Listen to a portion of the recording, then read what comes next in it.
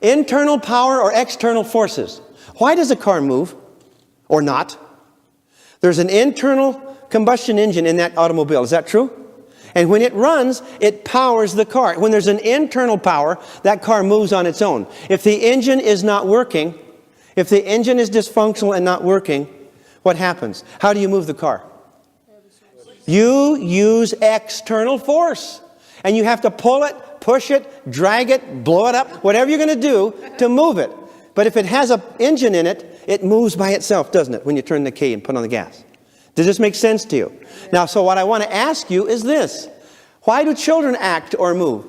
Internal power or external force? So if the children have no need, they have no internal motivator. And if there's no internal motivator, what has to happen? You have to use external pressures, external force to drag them, pull them, carry them. Is that right? Does this make any sense to you? So what happens is when kids do not have needs, and they're not doing their schoolwork, and they're not doing their bedrooms, and they don't care if they get along or not, and they don't care if they please you or not, they have no internal needs, no internal motivators. So parents turn to what? You get in there and you do your stuff. You sit down here, young man. We're going to go over this progress report. And if we ever get another one like this, I will kill you. Do you hear me? Now you get in there from 7 o'clock to 10 o'clock every night and you will do studies. Now I don't want you to call your hoodlum friends or your dumb, stupid girlfriend. You get in there from 7 to 10. There will be no interruptions. I don't want to. You get in there. I'm the head of this house, my way or the highway, you little turkey. Now you get in there. I'm going to do my job as a parent and you are going to succeed. You're not going to fail and embarrass this family. Does that sound like somebody you know? But you will get good grades or you will die. Do you hear me? Sound like the neighbors? Okay, all right. Now, what I'm telling you, there's two great programs in the universe. One is that men are free. Intrinsically, they have free choice. And they are intelligent enough to know right from wrong. And therefore, we allow them to make their choices. They're going to do it anyway. Can you make a kid study? No, they're going to make their choices. And then because they know right from wrong and they have free choice, we are justified in holding them accountable for what they do. Now, they're going to make mistakes. Youth, inexperience and free choice is a formula for mistakes, isn't it? So we know they're going to make mistakes. So on the other hand over here, there's another program that says people are idiots. We're going to have to force them to do what is right. They are morally impaired, okay? Morally impaired. And we the super beings, we will have to tell them what they're going to do with their life. And we're going to make them study and take piano lessons. And we're going to force these idiots to do what we know is best for them. And then they will thank us later. Anybody ever heard of anything like that? Did you? Okay. Now that means that these people are not given credit for having any internal motivator. Now the truth is that this plan is a dark plan. And it ends in misery. Because you cannot force people. Does this make any sense? And they're going to rebel sooner or later. This is the control, rage, rebellion cycle. And they're going to get upset. And the more they resist you, the more impotent you feel, and the more pressure you put on externally. And finally, you're going to have a blow up. And you're going to drive people away from you. This is not the way to build great relationships. This is the plan for misery. And those people who engage in forcing and coercing other people will always end up in miserable relationships. That's the formula for failure. Do you believe me? Suffice it to say that the internal versus the external thing is very key here. And if you do not know how to develop and to create and magnify that internal motivator with other people, you're going to have to push them from the outside and try to control them, and it doesn't work. So the key is not driving and nagging and being angry. The key is setting up an environment that stimulates an internal motivator so that the kids move out on their own. Is that true? Is this making any sense? Your kids don't study because they're not motivated. They don't get along because they're not motivated. They don't do their housework. They don't clean their room because there's no reason to. They are not motivated. If you've got a kid that loves to do the dishes when he first starts out and he feels big, there's a reward in that for him. He feels good. And so he'll do dishes till he doesn't feel good anymore. First of all, when your kid first started out, he made his bed. Oh, what a big boy you are. After that wore off, forget it. I don't need to make my bed. In other words, all our behavior must be rewarding or we quit it. All right, we move to satisfy our needs. Man is a very needy being. You have all kinds of needs.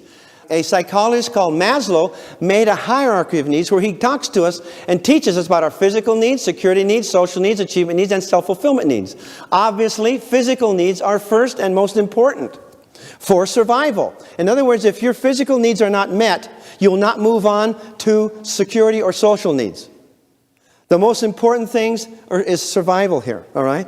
Food, water, and shelter. And if those needs are not being met, he's not interested in going to a party. In fact, the security need up there, if he needs to, he'll risk his life to get food for his family, etc. Is this making sense? Now, that means that when this boy came in off the desert, and mom says, your favorite girlfriend down here is at a party and they want you to come right on over, what's he going to do according to Maslow's hierarchy of need? What's he going to do before he leaves? He's going to eat, and now once he eats, he's off. Well, Papa is really impressed by this. Mama, how did you do that? How did you get this boy who hasn't cleaned his room for 5 years since he was 12 years old? How on earth did you ever get him to do that? Mama taught him about need. Boys need food, and when you need stuff, you need to go get something to eat. He was motivated to do what I wanted to do because that's the only way he could get what he needed.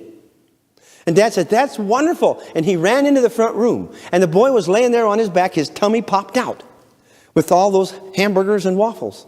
And the dad says, son, if you jump up right now and run outside and you do the front lawn and the back lawn and you trim the hedges and pull the weeds, I'll give you 10 more hamburgers. And what did the kid say? Oh, geez, Dad, what was absolutely essential to survival and half an hour ago now makes him nauseated and throw up. Do you understand? What happened? A need once satisfied is no longer a what?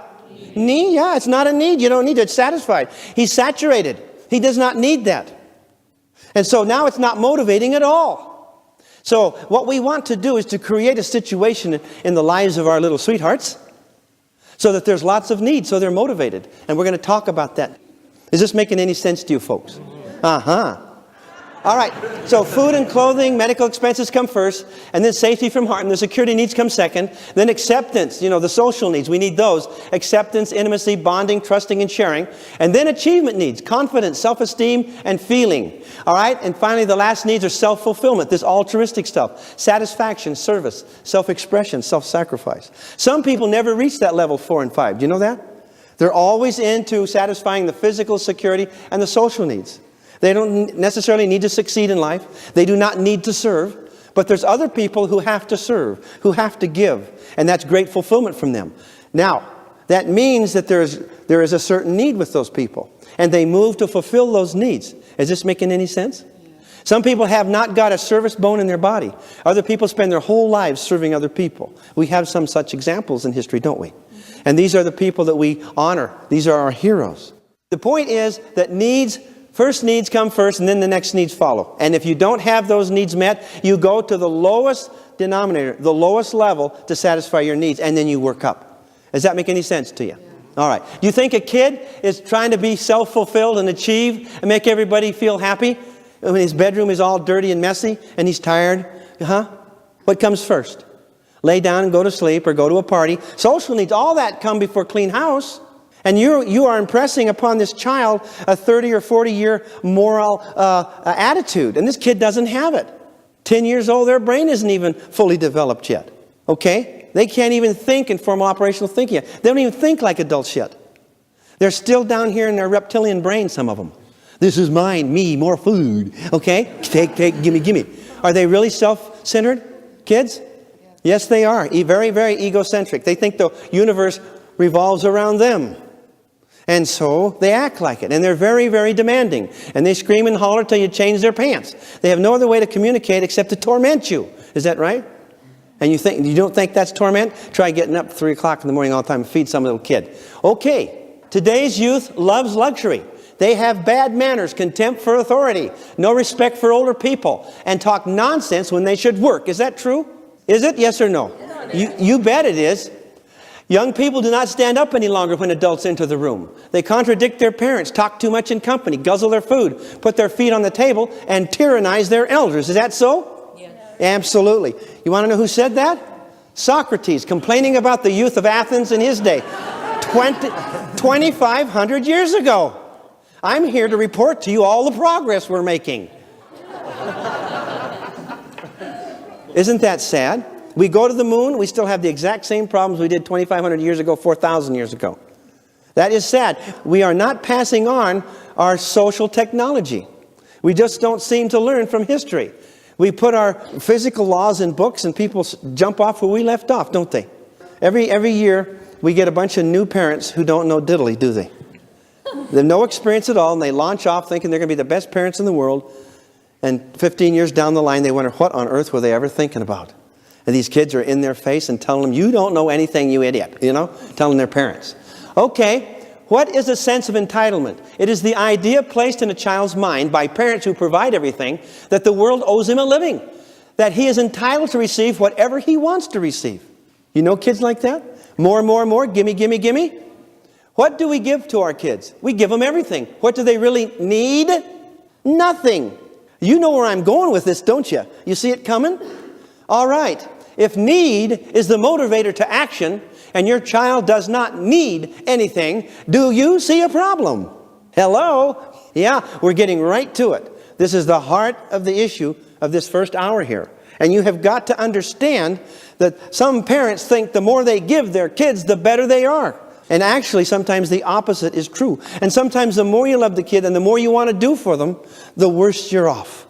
And the more you spoil them. And actually, we can ruin them.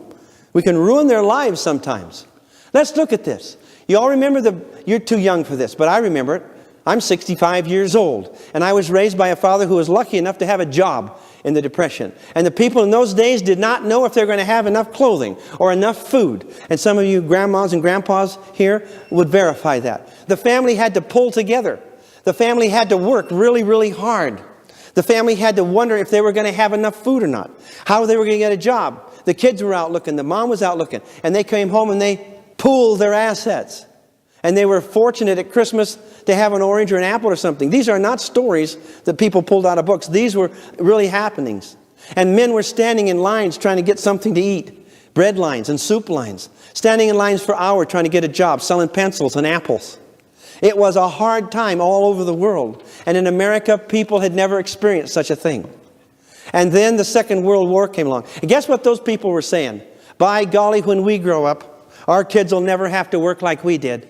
By golly, when we grow up, we're going to give our kids all the stuff we never had. We're going to give our kids everything we dreamed of. We're going to give them the Christmases that will make them happy and thrill them, the Christmases that we didn't have. And the Second World War came along and changed our economy. And we jump-started this economy.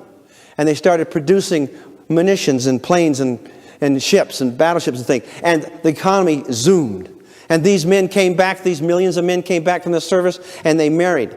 And these were people that came out of the Depression that went to war. And they raised families. And they said, we're going to give our families what? Our children everything we never had. And the whole marketing thing jumped up to appeal to that desire in these parents. And these parents bought everything they could buy. These were the baby boomers, born in 1945, 46, 47, right after the war, even during the war. These were the people who grew up in the 60s, who rebelled, and who were just anything you want to do. Were totally and absolutely self-indulgent. Did not learn to work. These parents showered on these kids everything they could possibly give them. And after the war, they just manufactured every kind of toy and every kind of plaything that these kids could imagine. And they sold it to them. And these kids would have so many presents under the tree that there wasn't any room for more presents. It would take them several hours to open up all the presents that parents had. Okay, in a few moments after all the fun was over and the paper was thrown away, the kids were fighting and quarreling again and wondering what they didn't get. Do you know what I'm talking about? And the kids are focusing on what they don't have, not what they have. And parents are made to feel guilty if they don't continue to give more and more physical things and of their time and everything else. And we have been sold a bill of goods by the marketing people. And we have missed the point. And this 60s generation is in trouble and has made trouble for our people. They lost the work ethic. They lost their sense of self-integrity. They lost something very valuable, their honor, their morality. And we've got to go back and pick those things up. These are very important for character development.